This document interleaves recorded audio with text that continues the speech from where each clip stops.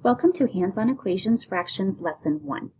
In this lesson, we are going to have an unknown on one side of the equation and a constant on the other side of the equation.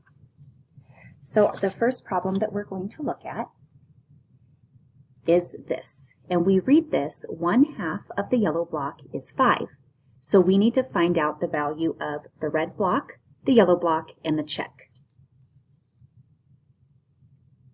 Since half of the yellow block is the red block, we will set up our problem like this. 1/2 of our yellow block equals 5. From this setup, we see that the red block has a value of 5 because our red block is the only block on the left side of our scale, and the number 5 is the only number on our right side of the scale. Since red equals 5, the yellow block, which is 2 of our red blocks, would equal 10, since each of these would be equal to 5. 5, 10. So when red equals 5, our check on both sides is 5 equals 5. Our next problem that we are going to solve is this one. So we read this problem: 2/3 of y is 16.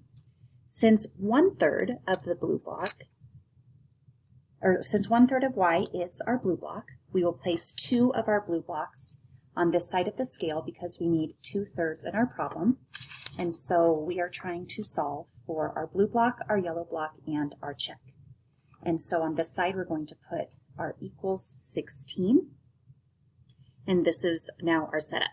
Since 2 of the blue blocks have a value of 16, each blue block has a value of 8.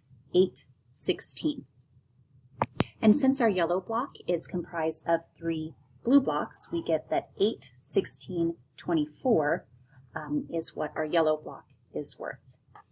So if our blue block is worth 8, then our check becomes 8, 16 on the left side is equal to 16 on the right side. At this point, you can complete your work for lesson 1.